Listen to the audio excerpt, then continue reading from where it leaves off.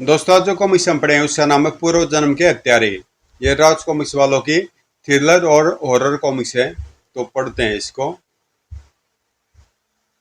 पूर्व जन्म के हत्यारे। उस अजीब और गरीब मुकदमे को सुनने के लिए अदालत का ठसाठस भरा हुआ था। गवाह वाले कटघरे में खड़ी माधुरी चीख चीख कर कह रही थी, जज साहब, मुजरिमों के कटघरे में खड़े ये इंसान कातिल है, दरिंदे हैं। इन्होंने मेरे पति विनोद कुकरेजा, मेरी गुड़िया सी मासूम बच्ची पिंकी और मेरा कत्ल किया है। यह कहकर मानव माधुरी ने अदालत कक्ष में बम फोड़ा हो। सुनते ही अदालत कक्ष में शोर मच गया। अरे ये क्या बकरी है, मुझे तो ये पागल लगती है। अपने मुंह से कहती है मेरा कत्ल कर दिया। ठक ठक, मजबूरन जज साहब को कहना पड़ा, ऑर्डर ऑर्डर। अदालत कक्ष में पुनः इतना गहरा सन्नाटा छा गया कि सुई भी गिरे तो आवाज बम के धमाके के समान हो। अपनी ऐनक उतारकर साफ करते हुए जज साहब बोले, मिस माधुरी, आप कैसे कह सकते हैं मिस्टर दिलीप मदन व्याकिरण ने आपकी आपके पति व बेबी पिंकी की हत्या की है, जबकि अभी तक आपकी शादी भी नहीं हुई है। यही नहीं मिलॉर्ड, मेरे मुवक्किल दिलीप की सगाई मिस माधुरी से केवल एक सप्ताह पूर्व ही हुई है। यह सुनते ही माधुरी भी फ्री हुई शेरनी के समान गरज उठी। हाँ, यह सच है कि मेरी सगाई इस दरिंदे से ही हुई है, लेकिन मुझे ये आज भी याद है वो मंगल की रात। मेरी सगाई की खुशी में हम चारों ने पिकनिक का प्रोग्राम बनाया था। हम चारों यानी मैं, दिलीप, दिलीप का दोस्त मदन, मेरी सहेली किरण, चारों कॉलेज के समय से ही अच्छे दोस्त थे। दिलीप यार, मान गए तुझे, फैंटास्टिक। अभी तक तेरी कहानियों में ही ऐसी जगह का वर्णन पड़ा था, आज देख लिया। कहानियों की रूपरेखा तैयार करने के लिए मैं कई बार यहाँ किला आ चुका हूँ। अब जल्दी से सामान बाहर निकालो, बड़ी भूख लगी है। समय कैसे बीत गया पता ही नहीं चला। श्याम गिराई और उसी पल तेज गड़गड़ाहट सुनकर सब उछल से पड़े। गुड़गुड़म। अरे, हो गई गड़बड़। मौसम एकाकी खराब हो उठा है, हमें तुरंत चलना चाहिए। ठीक है, समेटो सब सामान। आनंद फाननी सारा सामान कार में भर दिया गया और ओ दिलीप, तेज बारिश शुरू हो गई है। तेज चलाओ दिलीप, रास्ता कच्चा है। अगर पानी ज्यादा भर गया तो मुसीबत खड़ी हो जाएगी। डोंट वरी किरण, हम लोग सिगरी पक्के रास्ते पर होंगे। उसी क्षण तेज गड़गड़ाहट के साथ बिजली चमकी। गड़ोक। माधुरी व्याकरण के तो रोंगटे ही खड़े हो गए। उफ, ऐसा लगता जैसे बिजली कहीं गिरी है। उफ, अब क्या होगा। हमें मौसम की ओर से लापरवाह नहीं होना चाहिए था। तुम दोनों बेकारी घबरा रही हो, मैंने कहा न कि। Oh no.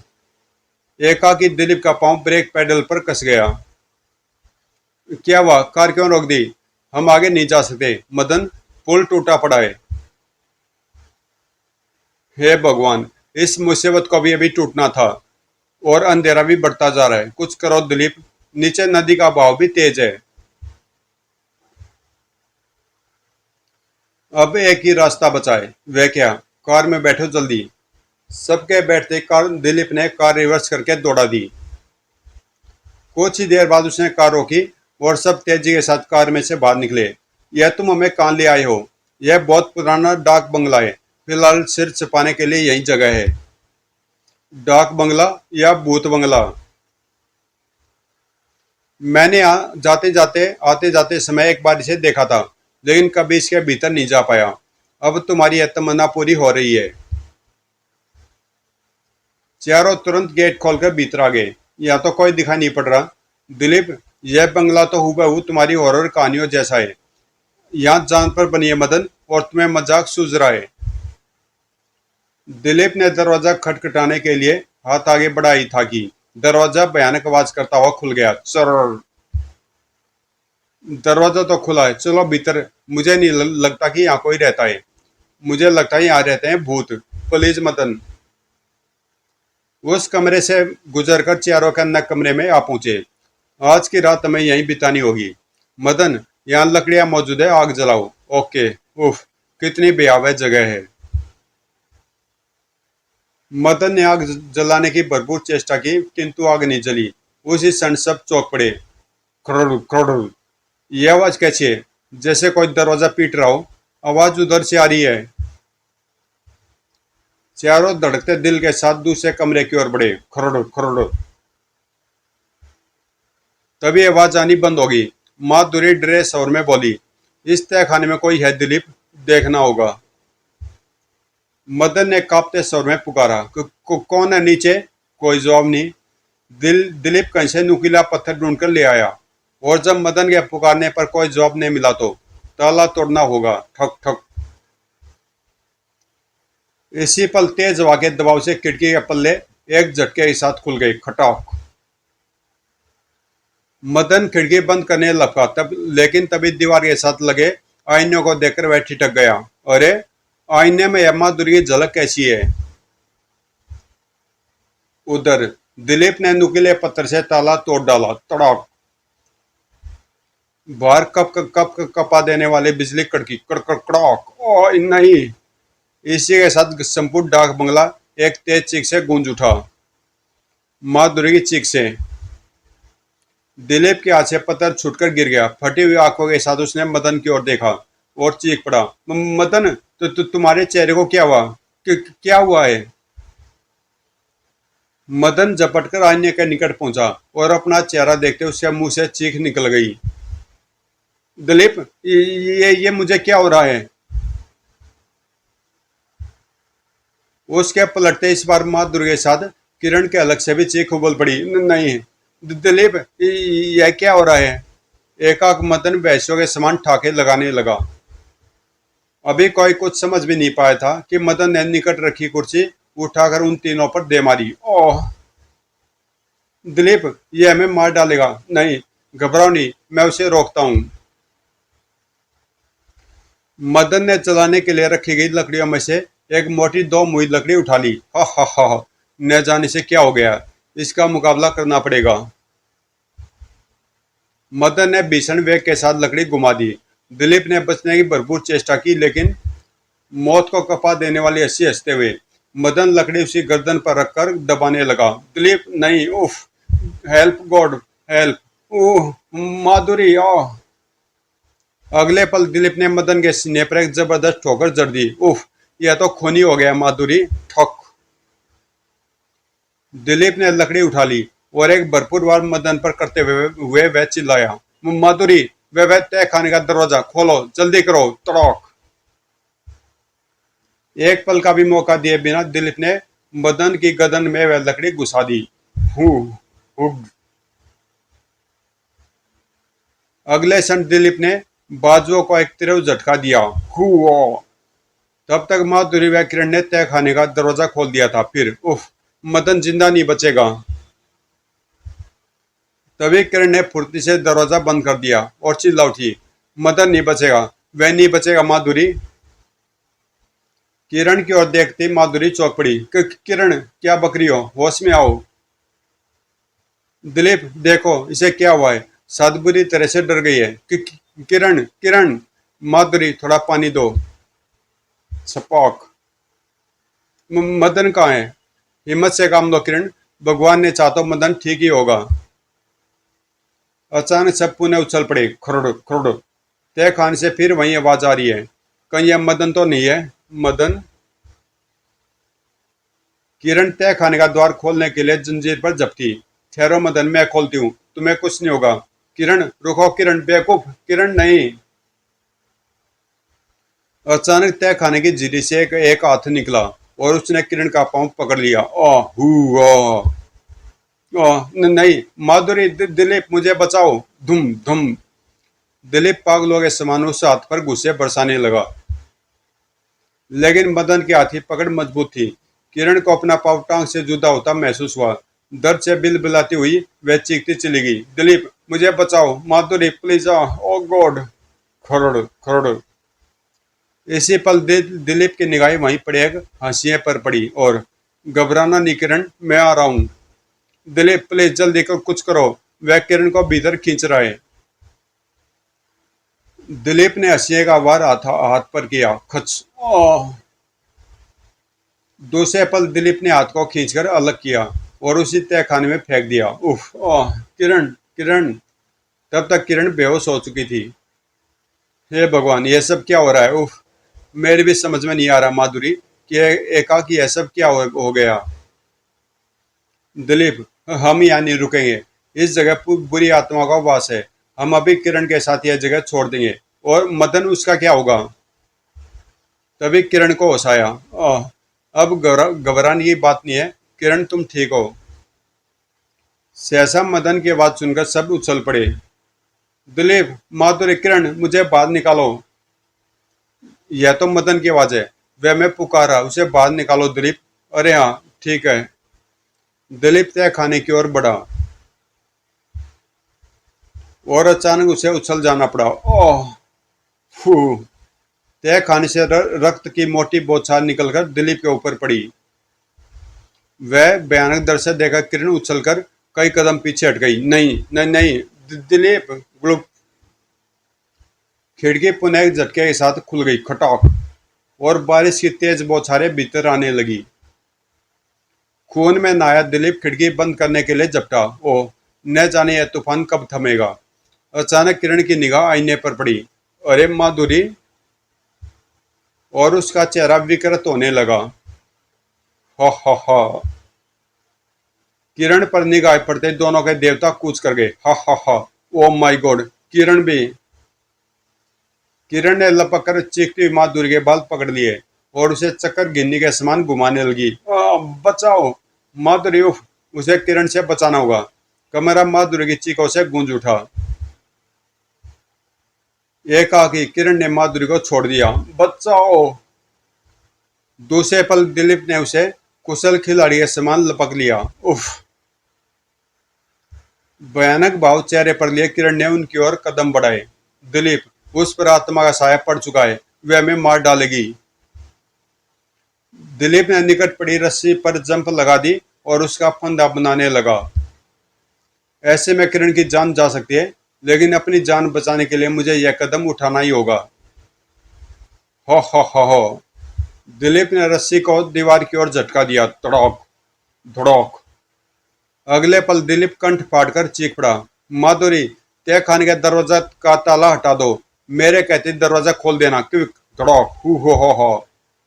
खोलो! दिलीप की चीख सुनते ही माधुरी ने द्वार खोल दिया और उसी क्षण दिलीप ने पुनः एक तीव्र झटका उसे दिया। बंद करो दरवाजा। हु हो।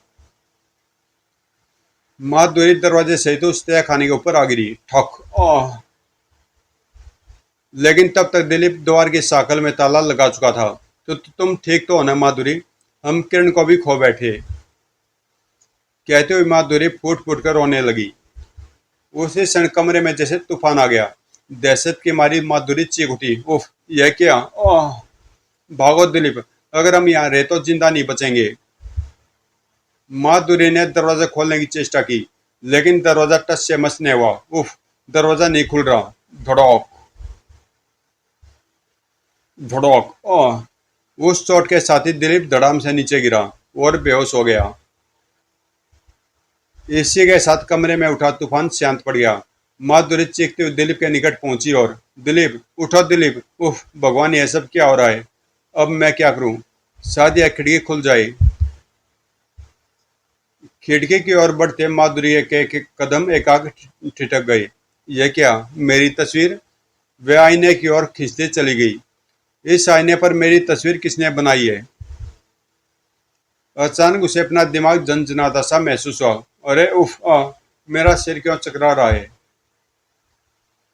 आंखें आईने पर चिपक कर रह गई, जो किसी चित्रपट की तरह अपने दृश्य बदलने लगा था। विनोद! विनोद! ओफ! सुनो तो, क्यों सता रहे हो?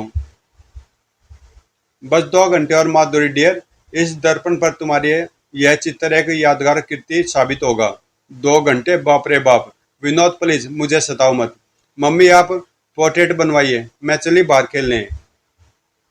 अरे पिंकी, सुन तो, कहीं दूर मत निकल जाना, आगे जंगल है। नहीं जाऊंगी, मैं लॉन में हूँ। 2 घंटे पश्चात। यह लो माधुरी डियर, तुम्हारा यह चित्र पूरा हो गया। You are great artist Vinod, I love you. सहसा माधुरी बोली। विनोद, शहर से दूर एकांत में बने अपने इस बंगले में रहते हमें कई दिन हो गए हैं। अब शहर चलकर अपने बिजनेस पर ध्यान देना चाहिए। बिजनेस की तुम फिक्र मत करो, मेरा चचेरा भाई दिलीप सब संभाल लेगा। उसी क्षण खटॉक! अरे पिंकी की फुटबॉल! इस पर तो खून लगाए। बुरे बुरे आशंका मन में लिए दोनों अभी कमरे से बाहर निकलना ही चाहते थे कि पिंकी पिंकी पिंकी, ओह तुम्हारे पिंकी अब वहां पहुंच चुके हैं विनोद, जहां कुछ देर बाद तुम भी पहुंच जाओगे। तो तुम दिलीप, यह क्या बकवास है? मेरे पिंकी को क्या किया है तुमने? मदन यार, जरा ने पिंकी के दर्शन करा दे। अभी लोग रो। किरण, जरा एक कपड़ा हटाना तो। और कपड़ा हटाते ही माधुरी के कंठ से चीख उबल पड़ी, नहीं पिंकी पिंकी, ओह कमीने, तूने मार डाला इस मासूम को। हा हा हा, तुम्हारे रहते हुए मेरा अमीर बनने का सपना कभी पूरा नहीं हो सकता था, इसलिए तेरे पूरे खानदान का सफाया आवश्यक है। कहने के साथ ही दिलीप फंदाकस्ता चला गया। विनोद के नीचे गिरते माधुरी बिफरी हुई शेरनी के समान किरण पर टूट पड़ी। ओह किरण कमीनी, दोस्ती के नाम पर कलंक, तूने भी मुझसे गद्दारी की, मुंह नोच लूंगी मैं तुम सबका। इसी पल झपटकर दिलीप ने फंदा माधुरी के गले में डालकर कस दिया। माधुरी ने दम तोड़ दिया। इनकी लाशों को उस तहखाने में डालकर ताला लगा दो। इस डाक बंगले का किसी को पता नहीं है, अतः यह रहस्य रहस्य ही रहेगा। ऐसा ही करते हैं। लेकिन डाक बंगले से निकलकर वे लोग भी अधिक दूर नहीं जा पाए और उफ, कार के ब्रेक फेल हो गए हैं। संभालो, आगे पुल है। दूसरे पल कार नदी में जा गिरी। हमें अपने पापों का दंड मिल गया। धड़ाम। तीनों में से कोई जीवित न बच सका। वह सब दृश्य देखते देखते माधुरी की आंखों से खून बरसने लगा। दिलीप, किरण, मदन, तुम तीनों हमारे सुखी परिवार के पूर्व जन्म के हत्यारे हो। आह, दिलीप ने आगे खोल दी और माधुरी तुम ठीक तो हो ना? और ये तुम्हारी आंखों को क्या हुआ है? मैंने वो आईना देख लिया दिलीप। दिलीप चौंक कर बोला, आईना? क्या बक रही हो? इसमें मेरा अतीत छिपा है, तुम नहीं देखोगे उसे। आओ मैं दिखाती हूँ तुम्हें। माधुरी, यह क्या हो गया तुम्हें? बाहर तूफान अपनी चरम सीमा पर था। देखो दिलीप, देखो इसे। अरे तुम्हारी तस्वीर किसने बनाई? और दिलीप अचानक बुरी तरह उछल पड़ा, मेरा चेहरा। यह देखते माधुरी भयानक ढंग से ठहास लगाकर बोली, यह तेरे पिछले जन्म का पाप है कुत्ते। अब तेरी जगह भी यहीं तय खाना है। नहीं। एकाएक माधुरी ने उसे कसकर पकड़ लिया। नहीं, छोड़ दो मुझे, मैं उस आईने को तोड़ डालूंगा। वह आईना ही इस मुसीबत की जड़ है माधुरी। माधुरी ने दिलीप को साथ लिए हुए तहखाने में छलांग लगा दी। माधुरी, नहीं। हा हा हा। मदन व किरण के निष्क्रिय पड़े शरीरों में मानो प्राण फूंक दिए गए हों। नीचे गिरते माधुरी अपने होश खो बैठी। नहीं, मुझे इन जैसा बनने से पूर्व हुई उस आईने की मौत बनना है। दिलीप ने भेद फुर्ती के साथ माधुरी के अचेत शरीर को उठाया और तहखाने की सीढ़ियों की ओर लपका। तभी उछलकर मदन ने पीछे से उसे पकड़ लिया। उफ, नहीं। हो हा हा हा। दिलीप ने दांत पीसते हुए अपने पांव की ठोकर मदन के घुटने पर जड़ दी। ठोक। और मदन की पकड़ से छूट निकला। लेकिन अभी वह सीढ़ी तक पहुंचा ही था कि किरण के खूनी पंजे उसके चेहरे पर फिसलते चले गए। ओह ओह हा हा हा। तभी पीछे से मदन ने अपने दांत उसके कंधे में गड़ा दिए। ओए! दिलीप के हृदय विदारक चीख गूंज उठी। चीख कर वह पीछे हटा तो उसका हाथ कुदाल पर जा पड़ा। उसने तुरंत कुदाल उठा ली और पुनः हवा के झोंके के समान सीढ़ियों पर लपका। उफ!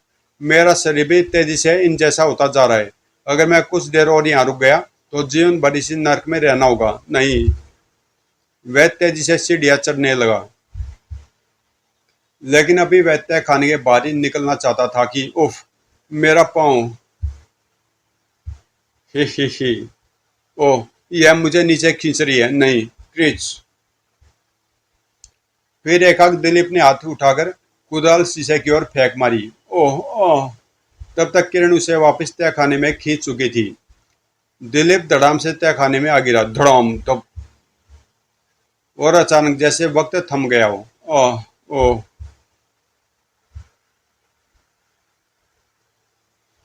दिलीप के चेहरे से भी झुर्रियां समाप्त हो गई और यह देखते हुए प्रसन्नता से चीख पड़ा, मदन, किरण, मौत का साय टल गया। ओह, मैं ठीक हो गई। ओह! तीनों होश में आ रही माधुरी के इर्द गिर्द इकट्ठे हो गए। वो, माधुरी, होश में आओ। माधुरी, देखो सब ठीक हो गया है। काली रात बीत गई माधुरी। ओह मेरा हाथ। हाँ, लेकिन तुम लोगों की रातें भी काली रहेंगी। पूर्व जन्म के हत्यारों, मैं तुम्हें सजा दिलवाऊंगी। कहते हुए माँ दुर्गा मुँह से क्रोध के कारण झाग निकलने लगे। जज साहब, इन तीनों ने पूर्व जन्म में मेरा हंसता खेलता परिवार उजाड़ डाला था। मैं इन्हें फांसी पर चढ़ा देखना चाहती हूँ।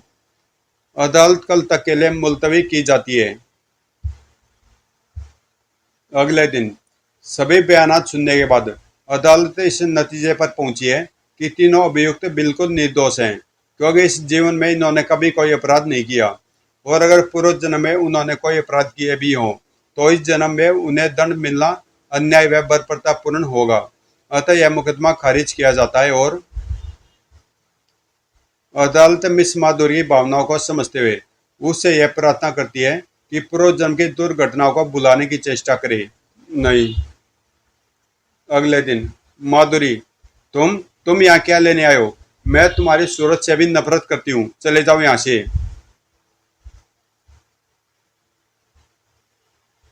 बस, बहुत हो गया माधुरी, बहुत जलील कर लिया तुमने हम सबको। आह, दिलीप खूंखार स्वर में बोला। ये लो, इस पर तुम्हारे हस्ताक्षर चाहिए मुझे। तुमसे शादी तो मैं नहीं कर पाऊंगा, और तुम्हारी करोड़ों की दौलत को भी यूं कैसे हाथ से निकल जाने दूंगा। चलो, इस पर हस्ताक्षर कर दो। नहीं, मैं थूकती हूँ तुझ पर कमीने, थू चटाक। ओह। दिलीप ने गुर्राते हुए चाकू बाहर निकाल लिया। पूर्व जन्म में हम तेरे हत्यारे थे कमीने, अगर इस जन्म में भी तेरी हत्या करनी पड़ी तो चूकेंगे नहीं। नहीं। और अचानक माधुरी मछली के समान फिसलकर मदन व किरण की पकड़ से निकल भागी। पकड़ो उसे। आनंद फाननी वे अपनी कार में सवार हुई और पीछा करो उसका, पकड़ा जाना बेहद आवश्यक है।